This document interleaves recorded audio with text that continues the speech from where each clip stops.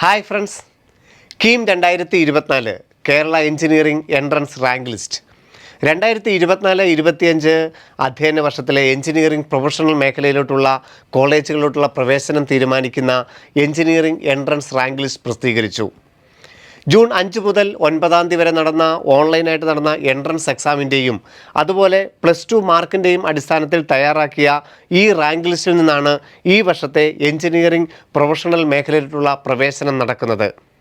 ഈ റാങ്ക് ലിസ്റ്റിൽ കണ്ട ഒരു അസാധാരണത്വം, ഒരു അസാധാരണ പ്രതിഭാസം, അത് ചർച്ച ചെയ്യാനാണ് ഇന്ന് ഞങ്ങൾ ശ്രമിക്കുന്നത്. എന്നോടൊപ്പം എത്രയും സ്നേഹത്തോടെ ബിനോയ് സാറിനെയും ഈ വേദിയിലേക്ക് സ്വാഗതം ചെയ്യുന്നു. സാർ, പ്രത്യേകിച്ച് ഞാൻ എടുത്തു കണ്ട ഒരു കാര്യം, അല്ലെങ്കിൽ കുറേ അധികം രക്ഷിതാക്കളും വിദ്യാർത്ഥികളും പറഞ്ഞൊരു കാര്യം സാറിൻ്റെ ഒന്ന് ശ്രദ്ധയിൽപ്പെടുത്തുകയാണ്. സാർ ഈ മേഖലയിൽ 20 വർഷത്തിനധികം സാറ് IITയുടെയും NITയുടെയും കേരള എഞ്ചിനീയറിങ്ങിനും ഒക്കെ ഈ പ്രൊഫഷണൽ മേഖലയിലെ ഈ പ്രവേശന നടപടികളുമായിട്ട് സാറ് ഇടപഴകുന്ന ഒരു വ്യക്തി എന്ന നിലയിൽ കേരള എഞ്ചിനീയറിംഗ് എൻട്രൻസ് എക്സാം ഓൺലൈനാക്കി. ജൂൺ 5 മുതൽ 9 വരെ പരീക്ഷ നടന്നു. 6 വിദ്യാർത്ഥികൾക്കാണ് 100% സ്കോർ നേടിയത്. 10 Kerala engineering entrance rank list പ്രസിദ്ധീകരിച്ചു. അതിൽ 1ാം റാങ്ക്, 2ാം റാങ്ക്, 3ാം റാങ്ക്, 4ാം റാങ്ക് 100% സ്കോറുകാരൻ തന്നെ. പക്ഷേ ബാക്കിയുള്ള 2 വ്യക്തികൾ അവർക്കും 100% തന്നെ ആയിരുന്നു. ഹൈലി പൊട്ടൻഷ്യലുള്ള ആ റാങ്ക് ലിസ്റ്റിൻ്റെ അതേ ക്രമത്തിൽ തന്നെ വരേണ്ടതായിരുന്നു. പക്ഷേ ആ റാങ്ക് ലിസ്റ്റിൻ്റെ ടോപ്പിൽ അവരെ കാണാൻ സാധിച്ചില്ല.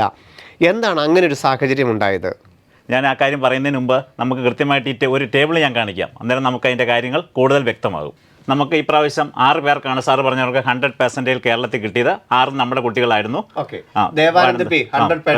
അതായത് എൻട്രൻസ് എക്സാമിന് 100% സ്കോർ കിട്ടിയ ഹാഫിസ് റഹ്മാൻ അലിക്കോട്ടിൽ, Alan Johnny Anil, Jordan Joy, Riya Annie, Nevin Siby 6 പേർക്കും 100%, അതായത് എൻട്രൻസ് എക്സാമിന് മുഴുവൻ സ്കോർ ചെയ്ത 6 വ്യക്തികളാണിത്. ഓക്കെ സാർ, ഇവർ ആദ്യത്തെ 3 പേര് ഈ വർഷം CBSE എക്സാമിനേഷൻ എഴുതിയ കുട്ടികളാണ്. ആദ്യത്തെ 3 പേര്. ഓക്കെ, ഇവർക്കെല്ലാം പരീക്ഷയ്ക്ക് കിട്ടിയത് 300-ലെ നോർമലൈസ്ഡ് സ്കോർ 291.6145. ഈ 6 കുട്ടികൾക്ക്. ഇവരിൽ ആദ്യത്തെ 3 പേര് 2024 CBSE-കാരും, 4ാമത്തെ ജോർഡൻ ജോയ് 2023 CBSE-ൽ പഠിച്ചു, 5ാമത്തെ റിയ ആനി റൂബർട്ട് 2023 സ്റ്റേറ്റിൽ പഠിച്ചു, നെവിൻ സിബി ഈ വർഷം 2024 സ്റ്റേറ്റ് കംപ്ലീറ്റ് ആക്കി. നമുക്ക് ഇവിടെയാണ് ഇതിന്റെ ഒരു പ്രതിഭാസത്തിന്റെ വ്യക്തമായ ഒരു ചിത്രം മനസ്സിലാകുന്നത്.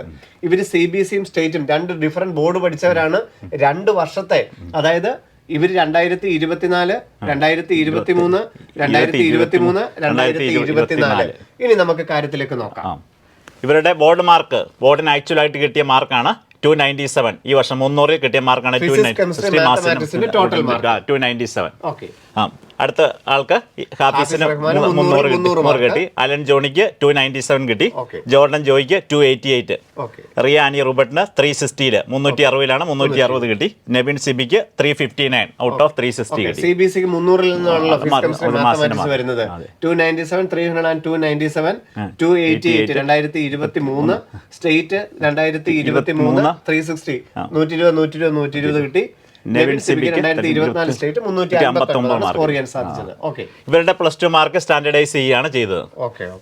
ഈ വർഷം CBSE കഴിഞ്ഞ 3 പേർക്കും 297 300 കിട്ടി, 300 തന്നെ 297 300. ഈ 3 കുട്ടികൾക്കും ഇവർക്കും ഈ 297 കുട്ടികളും അഡീഷണൽ കിട്ടിയത്, അതായത് 8 മാർക്ക് അവർക്ക് കൂടുതൽ കിട്ടിയിട്ടുണ്ട്. 292 തൊട്ട് കിട്ടിയ കുട്ടികൾക്കെല്ലാം 300-ലോട്ട് നോർമലൈസ്ഡ് ആണ് ചെയ്തത്. 2024 CBSE പഠിച്ച കുട്ടികൾക്ക് 8 മാർക്ക് അഡീഷണൽ കൂടുതലായിട്ട് കിട്ടി. 300-ലോട്ട് നോർമലൈസ് ചെയ്തൊരു ഭാഗ്യമുണ്ടായി. Okay sir, Jordan Joy 2023 CBSE പഠിച്ചു.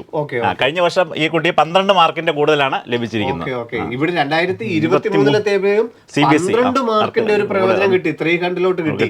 ഓക്കെ സാർ, റിയാനി റൂബർട്ട് സ്റ്റേറ്റ് സിലബസ് ആണ്. കഴിഞ്ഞ വർഷത്തെ 360-ല് 286.0033 ആണ് വന്നിരിക്കുന്നത്. അതായത് ഈ കുട്ടി ഫുൾ മാർക്ക് മേടിച്ചിരുന്നു. 2023 ഫുൾ മാർക്ക് മേടിച്ചു. പക്ഷെ ഈ പ്രാവശ്യം നോർമലൈസ് ചെയ്തപ്പോഴേക്കും 286 ആയി, അതായത് 14 മാർക്ക് കുറഞ്ഞു പോയി. കഴിഞ്ഞ പ്രാവശ്യം 285 പോയിന്റ് ആയിരുന്നു. ഇപ്രാവശ്യം ഗ്ലോബൽ മീനിന്റെ ഒരു ചെറിയ ചേഞ്ച് വന്നുകൊണ്ട് 0.5 അഡീഷണൽ മാർക്ക് വന്നാണ് 286 പോയിന്റ് 300 കിട്ടിയ ആൾക്ക് ഇവിടെ വന്നപ്പോഴേക്കും ഒരു 14 മാർക്കിന്റെ കുറവാണ് വന്നത്. 2024 സ്റ്റേറ്റുകാരനോ അതാണ് ഏറ്റവും പതനം എന്ന് പറഞ്ഞു കഴിഞ്ഞാൽ. ഈ വർഷത്തെയാണ് ഏറ്റവും പ്രശ്നം വന്നിരിക്കുന്നത്. 359 ഒരു മാർക്ക് കുറവ് വന്നിട്ടുള്ളൂ. പക്ഷേ 273.025 ആണ്, 27 മാർക്കിന്റെ കുറവാണ്. 2024 സ്റ്റേറ്റ് സിലബസിൽ ഒരു കുട്ടി 360-ൽ 359 മാർക്ക് മേടിച്ചു. പക്ഷെ നോർമലൈസ് വന്നപ്പോഴേക്കും 27 മാർക്കിന്റെ കുറവാണ് ആ വിദ്യാർത്ഥി. അദ്ദേഹത്തിന് മാർക്ക് ചെയ്യാവുന്ന മാക്സിമം സ്കോർ ചെയ്തു. അവനവന്റേതല്ലാത്ത കാരണത്താൽ എക്സാം സിമ്പിൾ ആവുകയോ കൂടുതൽ കുട്ടികൾക്ക് മാർക്ക് കിട്ടുകയോ ഒക്കെ ചെയ്തിട്ടുണ്ടായിരിക്കാം. പക്ഷെ ഒരു വിദ്യാർത്ഥിയെ സംബന്ധിച്ചോളം അയാൾ അതിന് ഉത്തരവാദിയല്ല. എന്നിട്ട് പോലും 27 മാർക്കിന്റെ കുറവാണ് 2024 സ്റ്റേറ്റ് സിലബസിന് സംഭവിച്ചത്. ഇതുകൊണ്ട് തന്നെ എന്ത് സംഭവിച്ചു?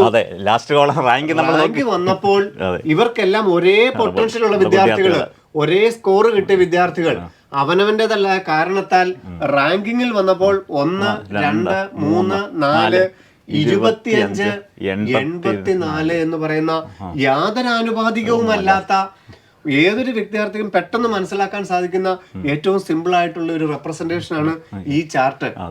ഇത് ഈ ടോപ്പിൽ നമുക്ക്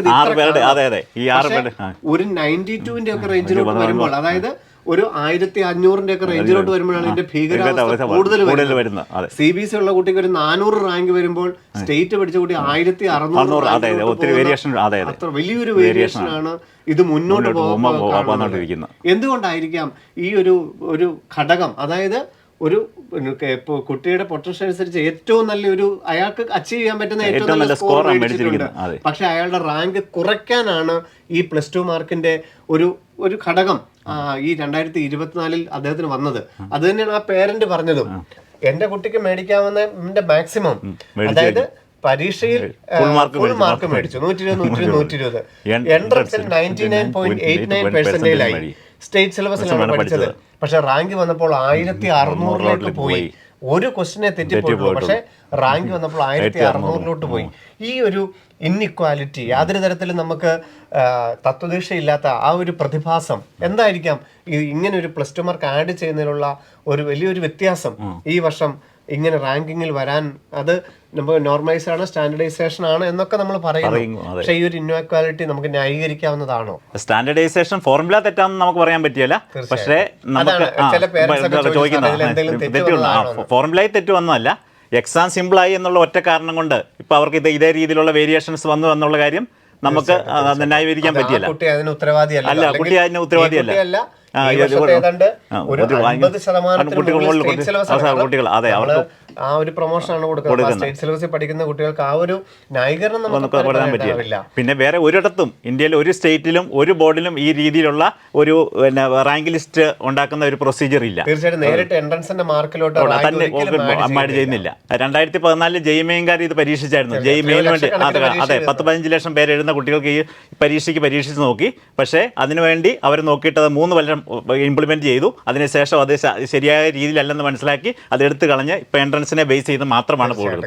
മിനിമം കട്ട് ഓഫ്. അതെ. ബാക്കി ഒരു പരീക്ഷയ്ക്കും നമ്മൾ നോക്കുമ്പോൾ ജെയ്മെയിൻ ഇല്ല, നീറ്റിനില്ല, ജെയ് അഡ്വാൻസിനില്ല, CUT-ക്ക് ഇല്ല, ഒരു പരീക്ഷയ്ക്കും ഇല്ല. പോലും അതെ മാർക്ക് ആഡ് ചെയ്യേണ്ട ഒരു കേസില്ല. അതെ തീർച്ചയായിട്ടും അങ്ങനെ ആഡ് ചെയ്യുമ്പോൾ വന്ന ഒരു ഇതാണ്. കാരണം എനിക്ക് കോവിഡിന് തിരിച്ചായിരുന്നു CBSE-കാർക്കായിരുന്നു അന്ന് പ്രശ്നം വന്നിരിക്കുന്നത്. അന്ന് അവർ ഒത്തിരി പ്രശ്നം ഒക്കെ പറഞ്ഞതാണ്. ഒത്തിരി പ്രശ്നങ്ങൾ വന്നു. കോവിഡിന് ശേഷം +2-ന്റെ മാർക്കിന്റെ ആവറേജും കാര്യങ്ങളും എല്ലാം കൂടുതലായിട്ട് വന്നു. അങ്ങനെ സ്റ്റേറ്റ് സിലബസിലുള്ളവർക്ക് കൂടുതലായിട്ട് വന്നു. അതാണ് ഇതിന്റെ അകത്തുള്ള ഏറ്റവും പ്രധാനപ്പെട്ട കാര്യം. പക്ഷേ അതെ, അപ്പൊ അതുകൊണ്ട് ഈ +2 നമ്മുടെ എൻട്രൻസിന്റെ മാർക്കിലോട്ട് +2-ന്റെ മാർക്കും കൂടെ ആഡ് ചെയ്യുമ്പോൾ വരുന്ന ഈ ഒരു വലിയ വ്യത്യാസം, ഇത് ഏറ്റവും ടോപ്പിലാണെന്ന് വിചാരിക്കണം.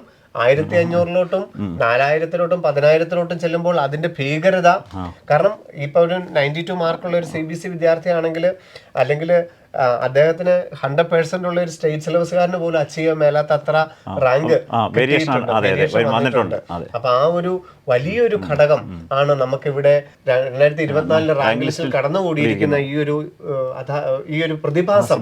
അതായത് +2 മാർക്ക് ആഡ് ചെയ്തപ്പോൾ വന്നുള്ള +2 മാർക്ക് ആഡ് ചെയ്തപ്പോൾ സംഭവിച്ച ആ ഒരു വലിയ വേരിയേഷൻ നമുക്ക് ചർച്ച ചെയ്യേണ്ടത് തന്നെയാണ്. എൻട്രൻസിന്റെ റാങ്കിനെ മാത്രം ഇപ്പം നമുക്ക് അറിയാം, സാധാരണക്കാരുടെ ഇപ്പം +2 മാർക്ക് ആഡ് ചെയ്യുന്ന ഒരു പക്ഷേ +2-ന് കൂടുതൽ ശ്രദ്ധ വേണം, +2-ന് കൂടി ഇമ്പോർട്ടൻസ് വേണം എന്ന് പറഞ്ഞുകൊണ്ട് തന്നെയാണ് കൊണ്ടുവന്നത്. പക്ഷേ നമുക്കറിയാം തീർച്ചയായിട്ടും +2 ഏറ്റവും നന്നായിട്ട് പഠിച്ചാൽ മാത്രമേ എൻട്രൻസ് വിജയിക്കുള്ളൂ. അപ്പം എല്ലായിടത്തും തന്നെ ആ ഒരു മിനിമം മാർക്ക് 70% വേണം, അല്ലെങ്കിൽ 80% വേണം എന്നുള്ളതുണ്ട്. അപ്പം അതല്ലാതെ നേരിട്ട് ഇങ്ങനെ ആഡ് ചെയ്യുന്നതിന് തീർച്ചയായിട്ടും നമുക്ക് അതിനെ ന്യായീകരിക്കാവുന്ന ഒരു കാര്യം തന്നെയല്ല. അല്ല, കാരണം ജെയ്മെയിന് 75% ആണ്, ജെയ് അഡ്വാൻസിന് 75% ആണ്. ബാക്കി ഏത് പരീക്ഷയ്ക്കാണല്ലോ ആ മിനിമം കട്ട് ഓഫ് സാർ പറഞ്ഞവർക്ക് 75% എന്നുള്ള ഒരു മിനിമം കട്ട് ഓഫ് നിലനിർത്തിക്കൊണ്ട് എൻട്രൻസിനെ ബേസ് ചെയ്ത് തന്നെ, കാരണം ആർക്കും ബുദ്ധിമുട്ടില്ലാതെ, CBSE-കാർക്കും ബുദ്ധിമുട്ടില്ലാതെ, സ്റ്റേറ്റുകാർക്കും വെരിഫൈ ഇല്ലാതെ, ആർക്കും ബുദ്ധിമുട്ടില്ലാതെ കറക്റ്റായിട്ട് എൻട്രൻസിനെ ബേസ് ചെയ്ത് കൊടുക്കുകയാണ് ഇതിൻ്റെ ഉള്ള പോംവഴി എന്നാണ് ഞങ്ങൾക്ക് തോന്നുന്നത്. തീർച്ചയായിട്ടും. കാരണം അവിടെ നമുക്കിപ്പം നമ്മളിത് പറയുമ്പോൾ ചിലപ്പോൾ ഒരു പക്ഷേ എൻട്രൻസിനെ പ്രൊമോട്ട് ചെയ്യാനുള്ള രീതിയിലായിരിക്കാം. പക്ഷേ സാധാരണക്കാരായ ആൾക്കാർക്ക് അവരുടെ കാറ്റഗറി അനുസരിച്ചും അവരാഗ്രഹിക്കുന്ന ഒരു കോളേജ് അനുസരിച്ച് പ്രവേശനം കിട്ടണം. അതിൽ നമുക്ക് ഈ കാര്യങ്ങളെല്ലാം വ്യക്തമായിട്ട് മനസ്സിലാക്കണമെങ്കിൽ എൻട്രൻസിനെ ബേസ് ചെയ്തിട്ടുള്ള ഒരു റാങ്കിങ് സിസ്റ്റം തന്നെയാണ് എപ്പോഴും ഏറ്റവും നല്ലത്. കാരണം അതിലൊരിക്കലും +2-ന്റെ സബ്ജക്ട് തന്നെയാണ് എൻട്രൻസിന്. അവിടെ ഒരിക്കലും +2-ന്റെ ശ്രദ്ധക്കുറവുണ്ടാവുകയോ അല്ലെ +2-ന്റെ +1 +2-ന്റെ ടോപ്പിക്കിന്റെ ഒരു ഇമ്പോർട്ടൻസ് കുറഞ്ഞു പോവുകയോ ഒന്നുമില്ല. അതിനെ അടിസ്ഥാനപ്പെടുത്തി തന്നെ മതി എൻട്രൻസ്. പക്ഷേ അവിടേക്ക് നമ്മൾ +2 മാർക്ക് ആഡ് ചെയ്തപ്പോൾ ഈ വർഷം 2024 സംഭവിച്ച വലിയൊരു പാകപ്പിഴവ്, അല്ലെങ്കിൽ വളരെയധികം വിദ്യാർത്ഥികൾക്ക് 50%-ലധികം വിദ്യാർത്ഥികൾക്ക് വളരെയധികം മനോവിഷമുണ്ടാക്കിയ ഒരു സിസ്റ്റത്തിലൂടെയാണ് 2024 കേരള എഞ്ചിനീയറിംഗ് എൻട്രൻസിന്റെ റാങ്ക് ലിസ്റ്റ് തയ്യാറാക്കേണ്ടി വന്നതെന്നുള്ളത് ഇവിടെ നമുക്ക് പൊതുസമൂഹം അതിനെക്കുറിച്ച് ചിന്തിക്കുകയും പ്രതികരിക്കുകയും ഇനി വരുന്ന വർഷങ്ങളിലെങ്കിലും അത് ഒഴിവാക്കിക്കൊണ്ട് എൻട്രൻസിന്റെ റാങ്കിനെ അടിസ്ഥാനപ്പെടുത്തി, എൻട്രൻസിന്റെ മാർക്കിനെ അടിസ്ഥാനപ്പെടുത്തി ഒരു റാങ്ക് ലിസ്റ്റിൽ കൂടെ തന്നെ ഈ മേഖലയിൽ പ്രവേശനം നടത്തണമെന്ന്, അല്ലെങ്കിൽ ഇതുപോലെ തന്നെ, കാരണം ഇപ്പൊ ഏത് സ്കൂളിൽ ഏത് സ്ട്രീമിൽ ചേർക്കുമെന്നൊക്കെ ഉള്ളത് പൊതുസമൂഹം ചർച്ച ചെയ്യുമ്പോൾ അത് പലതരത്തിൽ ബാധിക്കാനിടയുണ്ട്. പക്ഷെ ഇപ്പൊ കോവിഡിന് മുമ്പ് വരെ ഒരു സ്ട്രീമിലായിരുന്നെങ്കിൽ ഇപ്പോൾ മറ്റൊരു സ്ട്രീമിനാണ്. ഇനി ഇത് ചിലപ്പോൾ മാറിക്കൂടായില്ല. അപ്പോൾ ഒരു സ്ട്രീമിനും ബെനിഫിറ്റ് ഉണ്ടാകാൻ പാടില്ല എന്നുള്ളത് തന്നെയാണ് നമ്മളുടെ പൊതുവായിട്ടുള്ള തീരുമാനം. അതുകൊണ്ട് ഇത് പൊതുസമൂഹം ചർച്ച ചെയ്യണമെന്ന് അഭ്യർത്ഥിക്കുന്നു. നമുക്ക് ഇനി വരുന്ന അധ്യയന വർഷത്തിൽ 25-26 അധ്യയന വർഷത്തിലേക്കൊക്കെയുള്ള കാര്യങ്ങൾ തീരുമാനിക്കാൻ ധാരാളം സമയമുള്ളപ്പോൾ ഇതിനെക്കുറിച്ച് കൃത്യമായ ഒരു നടപടികൾ ഉണ്ടാകുമെന്ന പ്രതീക്ഷയോടെ നിർത്തുന്നു. നന്ദി, നമസ്കാരം.